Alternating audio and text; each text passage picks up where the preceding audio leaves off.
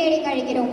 Professional entrepreneur பேஷனேட்டா 13 வருடங்களுக்கு மேலாக சமூக மாற்றங்களுக்காக பல முன்னெடுப்புகளை பங்களித்து வரும் ஒரு சமூக செயற்பாட்டாளர், விளிம்பு நிலை மக்களுக்காக குரல் கொடுக்கும் ஒரு நபர், மரங்கள் மீது பேரன்பு கொண்டவர் இவர் அப்படின்னு சொல்றது ரொம்பவே சந்தோஷம். ஸ்ரீபெரும்புதூர்ல தன்னார்வன்ற ஒரு விஷயம் எல்லாருக்குமே தெரிஞ்சிருக்கு அப்படின்னா அதுல இவரோட பங்கு மிகப்பெரியது. ஸோ பாலனா ப்ளீஸ்.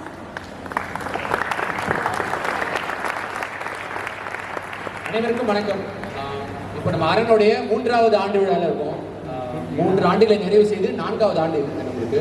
4வது ஆண்டில் காலடி எடுத்து வைக்கிறோம். 4th பர்த்டே சொல்ல போனால் நம்மளுக்கு 2021 நம்ம ஸ்டார்ட் பண்ணோம். ஸோ இந்த அருமையான ஈவினிங்கில் நிறைய ஸ்வெட்டும் இருக்குது. பட் அதெல்லாம் கடந்து இன்னைக்கு இங்கே வருகை தந்திரி எல்லாருக்கும் முதல்ல வந்து என்னுடைய வணக்கங்கள். நம்மளுடைய சீஃப் கெஸ்ட், நம்மளுடைய சப்போர்ட்டர்ஸ், நம்மளுடைய ஸ்பெஷல் இன்வைட்டீஸ், வாலண்டியர்ஸோடைய ஃபேமிலி, அதுக்கப்புறம் எங்களுடைய கோஆர்டினேட்டர்ஸ் அண்ட் டைரக்டர்ஸ் எல்லாருக்கும் முதற்கன் என்னுடைய வணக்கத்தை தெரிவிச்சுக்கிறேன். ஒரு 3 to 4 minutes மட்டும் நான் எடுத்துக்கிறேன் இந்த உரையை. ஃபர்ஸ்ட் ஆஃப் ஆல் அரண் உருவானதுக்கான ஒரு காரணமாக நம்ம சொல்லிடலாம். எங்கள் எல்லாருக்குமே இப்போ நான் சொல்கிறேன் இல்லையா டேரக்டர்ஸ், எங்கள் எல்லாருக்குமே இந்த சமூகத்து மேலே ஒரு பெரிய காதல் உண்டு, அளப்பரிய காதல் உண்டு. அதுக்கப்புறம் சமூகத்தில் நடக்கிற சில அவலங்கள் மேலே இருக்கிற கோபமும் உண்டு. இந்த காதலுக்கும் இந்த கோபத்துக்கும் ஒரு விடையாக இருக்கிறோம் அப்படிங்கிறது தான் எங்களுடைய மண்டையில் ஓடிட்டே இருந்துச்சு.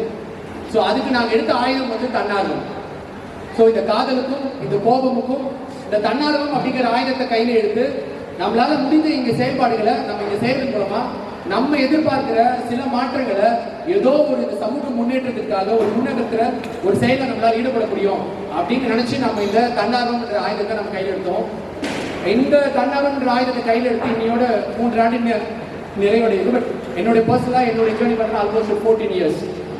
இந்த 3 இயர்ஸ் ஜேர்னியில் அரண்ல ஆல்மோஸ்ட் இன்னைக்கு நூற்றுக்கணக்கான நபர்கள் சொல்ல போனால் ஒரு 200 வாலண்டியர்ஸ் வந்து இன்னைக்கு வந்து ரெஜிஸ்டர்ட் வாலண்டியர்ஸ் வந்து இருக்கும்.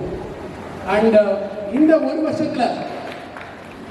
இந்த ஒரு வருஷத்துல நம்ம ஆற்றிய பங்களிப்பு வந்து ரொம்ப அதிகம். அண்ட் ஒரு டேட்டா வந்து நம்மளுடைய டேட்டா டீம் வந்து ஒன்று கொடுத்தாங்க. என்ன கொடுத்தாங்கன்னா, கடந்த ஓராண்டுல, அதாவது அரணுடைய ஆண்டு வச்சுக்கோமே, போன மேல இருந்து இந்த ஏப்ரல் வரைக்கும் நம்ம வேலை செஞ்சதோட டேஸ் மட்டும் பார்த்தீங்கன்னா மொத்த டேஸ் எவ்வளோ ஒரு வருஷத்துல மொத்த எத்தனை நாட்கள்? 365 நாள்ல நம்ம எத்தனை வருஷம் ஒர்க் பண்ணிருப்போம் நினைக்கிறீங்க? அரண் எத்தனை வருஷம் ஒர்க் பண்ணிருப்போம் நினைக்கிறீங்க? எத்தனை நாள்? இந்த 365 நாள்ல எத்தனை நாட்கள் ஒர்க் பண்ணிருக்கலாம்? 200 ஒருத்தர் சொல்றாங்க. அப்புறம் 300, ஆல்மோஸ்ட் 340 டேஸ். 365 நாள்ல நாங்க டேட்டா எடுத்து பார்த்தா 340 நாட்கள் வேலை செஞ்சிருக்கோம். இன்னொன்று எங்களுக்கு பிடிச்ச விஷயம், பிடிக்காத விஷயம் என்ன அப்படின்னா, நான் ஓடிட்டே இருக்கோம், வேலை செஞ்சுக்கிட்டே இருக்கோம், ஒரு பெரிய ரிசல்ட் கிடைக்குது, அதை விட மனசுல ஏத்திக்காம அதை கொண்டாடாம மறுபடியும் இன்னொரு விஷயத்துக்காக நாம ஓடுறோம். அது எங்களுக்கு பிடிச்ச விஷயமாவும் இருக்கு. சரி, நம்ம ஏன் இவ்வளோ ஓடுறோன்ற ஒரு இதுவாகவும் இருந்துகிட்டே இருக்கு. ஸோ அப்படி 2-3 விஷயம் நம்ம ஹைலைட்டாக பார்க்கலாம். அந்த லாஸ்ட் 1 இயர்ல நம்ம ஒரு சாதனை கூட சொல்லிக்கலாமே. மேபி இந்த நிகழ்வு வந்து இன்னும் ஒரு எக்ஸைட் பண்ணிக்கலாம், நம்ம சாதனை கூட சொல்லலாமே. மேபி நாங்கள் மோஸ்ட்டாக ஹம்பிளாக இருக்கிறது, மேபி இதில் வந்து நம்ம சாதனை பேசிப்போம். லாஸ்ட் 1 இயர்ல நம்மளுடைய சாதனைன்னு எதாவது சொல்ல முடியுமா? வாலண்டியர்ஸ் லாஸ்ட் 1 இயர்ல நம்மளுடைய சாதனைன்னு எதை சொல்றீங்க? நம்ம நிறைய விஷயங்கள் பண்ணியிருக்கோம். நீங்க மறக்கிற அளவுக்கு ஒவ்வொரு நாளும் வேலைகள் நடந்துட்டே இருக்கு. நேற்றைய நாள மறக்கிற அளவுக்கு இன்னைக்கு இந்த நாளை நம்ம பண்ணிடுவோம். அப்படி இருக்கும்போது உங்க சாதனைன்னு என்ன சொல்றீங்க? 2 விஷயம். எஜுகேஷன் என்ன சார் சொல்றீங்க? அதாவது ஓகே, அன்பிரிவிலேஜ் கேட்டகரி பீப்புளுக்கு எஜுகேஷன் கொண்டு போய் சேர்க்கறதுல நம்மளுடைய பங்களிப்பு அதிகமா இருக்கு. அது ஒரு சக்சஸா சார் சொல்றாரு. சூப்பர். அடுத்து வேற வாலண்டியர்ஸ் வேற யாராவது? அவினாஷ், வேற வாலண்டியர்ஸ் யாராவது சொல்றீங்களா? ஓகே. இன்னும் மிக முக்கியமானது, நம்ம வந்து இப்போ நிறைய குறுங்காடுகள் நம்ம உருவாக்கிட்டு இருக்கோம். ஸோ இப்போ 2 குறுங்காடுகள் உருவாக்குறதுக்கான ஒரு வாய்ப்பு நம்மளுக்கு கிடைச்சிருக்கு. அது நீண்ட நாள் நம்மளுக்கு கனவு. 2019 நம்ம சுந்தரவனம், ஈழவனம் குறுங்காடுகள் வந்து நம்ம அமைச்சிட்டே நம்ம உருவாக்கிட்டே வந்துருக்கோம். இன்னும் 2 குறுங்காடுகள் நம்மளுக்கு அமைக்கிறதுக்கான வாய்ப்புகள் நம்மளுக்கு கிடைச்சிருக்கு. அதை பண்ணிட்டே இருக்கோம். ஸோ இது ஒரு விஷயமா நாங்கள் பார்க்குறோம். இது ஒரு ஹைலைட்டாக பார்க்குறேன்னா, இது ஒரு ஆரம்பமாக பார்க்குறோம். ஸ்ரீபெரும்புதூர்ல மறுபடியும் குறுங்காடுகள் அமைக்கிறதுக்கு ஒரு ஆர்வம் பார்க்குறோம். இது நிறைய போகும். அடுத்த ஒரு பெரிய மாற்றமா நாங்கள் என்ன நினைக்கிறோம் அப்படின்னா, ஒப்பந்த தூய்மை பணியாளர்களுடைய சம்பள உயர்வு. இது ரொம்ப வருஷமா பேசிட்டு இருக்கோம், ரொம்ப வருஷமா ஒர்க் பண்ணிட்டே இருக்கோம். பட் அதுக்கான ஒரு பெரிய முயற்சியா பெரிய விலையெல்லாம் நிறைய கொடுத்துருக்கோம். ஸோ அதனுடைய விளைவா இன்னைக்கு என்ன நடந்தது அப்படின்னா நிறைய பேரோட சப்போர்ட் இருக்குல்ல. ஒரு காலத்துல 1.5 வருஷத்துக்கு முன்னாடி 8000 ரூபாய் வாங்கிட்டு இருந்த ஒப்பந்த உரிமையாளர்கள் தங்களுடைய ஊதியம் இன்னைக்கு வாங்குற ஊதியம் எவ்வளவு அப்படின்னா 12000 ரூபாய். ஸோ இதற்காக உழைச்ச வாலண்டியர்ஸ்க்கு முதல்ல ரொம்ப ரொம்ப நன்றி. ஏன்னா இது சாதாரணமான விஷயமா இருந்ததே இல்லை, அவ்வளோ டஃப்பாக இருந்தது இந்த ஜேர்னி. அது எல்லாருக்குமே நிறைய பேருக்கு தெரியும். ஸோ அதை நான் வந்து மிகப்பெரிய சாதனையாக நான் பார்க்குறேன். அப்படி பார்க்கும்போது கிட்டத்தட்ட 50 நபர்கள் நமக்கு தெரியும் தூய்மை பணியாளர்கள் எவ்வளவு வறுமையில் இருக்கக்கூடிய நபர்களாக இருப்பாங்க அப்படின்னு. அந்த 50 குடும்பங்களுக்கு மாதம் 4000 ரூபாய் அதிகப்படியான ஒரு ஊதியம் கிடைக்கிறதுக்கு உண்மையிலே நாங்கள் ஏதோ சப்போர்ட் பண்ணியிருக்கோம் போது உண்மையிலே எங்களுக்கு பெருமையாக இருக்கு. அது கண்டிப்பாக இந்த இடத்துல ஒரு பெரிய சாதனையாகவே நான் சொல்லி விரும்புகிறேன். இது ஒரு லாஸ்ட் 1 இயர் சாதனை வச்சுக்கலாம். இன்னும் இந்த வருஷத்தோட இந்த ஆண்டு விழா அப்படிங்கிறத நான் எப்படி பார்க்குறேன் அப்படின்னா இந்த அடுத்த 1 வருடத்துக்கான நம்மளுடைய பயணத்துக்கான ஒரு பெரிய விதை விதைக்கிற மாதிரியான ஒரு நிகழ்வாக தான் இதை நம்ம பார்க்குறோம். இது ஒரு செலிப்ரேஷன். இந்த 1 இயர் நம்ம எவ்வளோ பெஸ்ட்டாக நம்ம பண்ணியிருக்கோம் அப்படிங்கிற ஒரு செலிப்ரேஷன் ஆகும். அடுத்த 1 வருஷத்துக்கு நம்ம பண்ணக்கூடிய விஷயத்துக்கு இது விதையாகவும் நம்ம பார்க்குறோம். ஸோ இந்த விதை இன்னைக்கு அந்த விதையை விதைக்கலாம்னு நம்ம சொல்லலாம். 2-3 விஷயம் அடுத்த 1 வருஷத்துல நம்ம பார்க்கணும்னு நான் விரும்புகிறோம். அதில் 2 விஷயத்தை நான் சொல்லிடுறேன். நிறைய பண்ணணும், அதில் 2 விஷயத்தை நான் இப்போ மீட் பண்ணுறேன். நமக்கு தெரியும் இல்லையா, நம்ம ஸ்ரீபெரும்புதூர் சுற்றி கிட்டத்தட்ட 100கணக்கான இருளர் பழங்குடியினர் இருக்கிறாங்க இல்லையா. ஸோ அவர்களுக்கு அரசுடன் இணைந்து இந்த அரசை வலியுறுத்தி கூட சொல்லலாம். ஸோ அவங்களுக்கு 2 இடத்துல வீடு கட்டி கொடுக்கறதுக்கான வாய்ப்புகள் இருக்கு. இப்போ காற்றம்பாக்கம் மண்ணூர். காற்றம்பாக்கம் தெரியுமா எல்லாருக்கும்? காற்றம்பாக்கம் தெரியும். மண்ணூர் பகுதி தெரியுமா?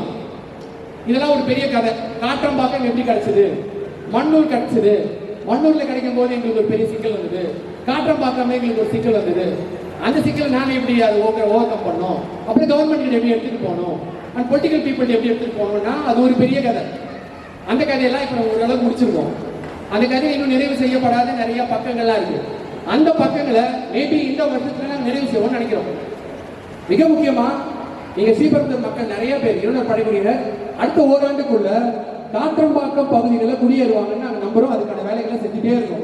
இப்போ ஆல்மோஸ்ட் ஒரு 19 குடும்பங்கள் வந்து அங்கே மூவ் ஆகிருக்காங்க. இன்னும் பல குடும்பங்கள் அங்கே மூவ் ஆவாங்கன்னு நாங்கள் நம்புறோம். நம்பர் 1. அடுத்ததான் அவங்க மூவ் ஆனாலும் அவங்களுக்கு ஏற்ற மாதிரியான ஒரு வாழ்க்கை, ஒரு வேலை வாய்ப்பு கிடைக்கிறதுக்கான வேலைகளை நம்ம செய்ய வேண்டிய அவசியம் இருக்காங்க.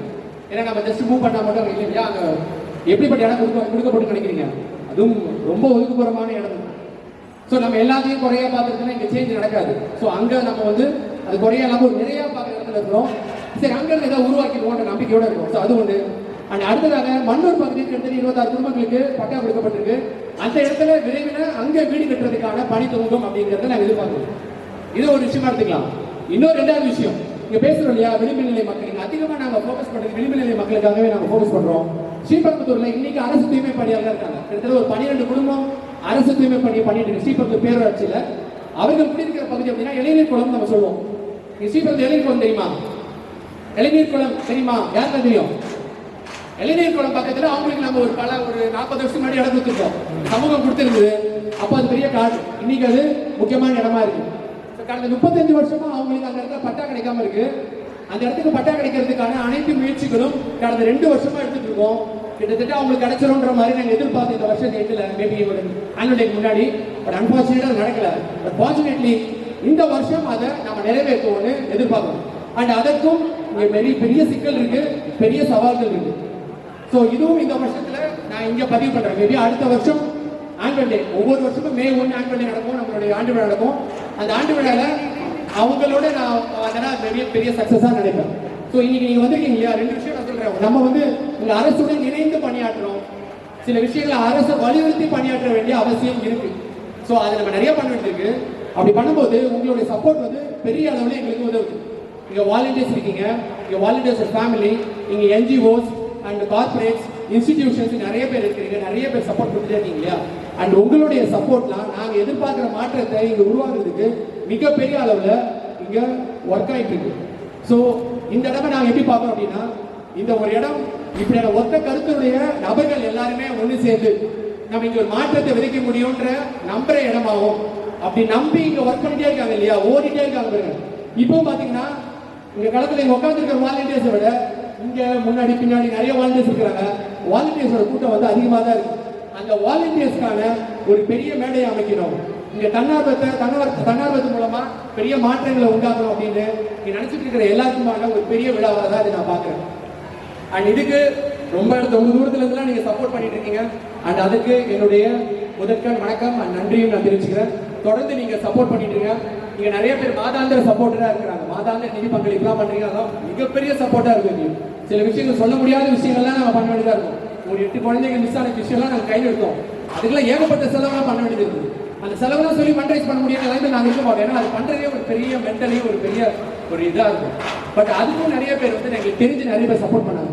இந்த ஆனுவல் டே நடக்கிறதுக்கும் நீங்க பலர் சப்போர்ட் பண்ணிருக்கீங்க. உங்களுடைய சப்போர்ட் வந்து உண்மையிலேயே ஒவ்வொரு ரூபாயும் வேஸ்ட் பண்ணக்கூடாதுன்றதுல நம்ம ரொம்ப தெளிவாக நீங்க ஒர்க் பண்ணிட்டே இருக்கோம். இங்க நான் நினைக்கிற மாற்றத்தை கண்டிப்பாக நாங்க இன்னும் கொஞ்சம் வருஷத்துல நாங்கள் நிறைவேற்றோம். அதையும் தாண்டி நாங்கள் போவோம்னு நம்புறோம். இங்க ஒரு இளைஞர் படையை கட்டி எழுப்பிட்டு இருக்கோம். கடந்த 3 வருஷத்துல நாங்க கட்டி எழுப்பிய இளைஞர் படையில கிட்டத்தட்ட 150 நபர்கள் இருக்கிறாங்க. இன்னும் அடுத்த வருஷத்துல இது அதிகரிக்கும். சொல்ல போனால் இது டபுள் மடங்கு ஆகும் நம்புறோம். அந்த இளைஞர் படையை கட்டி எழுப்பி இங்க நம்ம நினைக்கிற மாற்றத்தை, இங்க நினைக்கிற தன்னார்வத்தை பெரிய மாற்றத்தை நாங்கள் ஏற்படுத்துவோம் அப்படின்னு சொல்லி அதை நான் உறுதியா இங்க சொல்லி விடைபெற. நன்றி, வணக்கம்.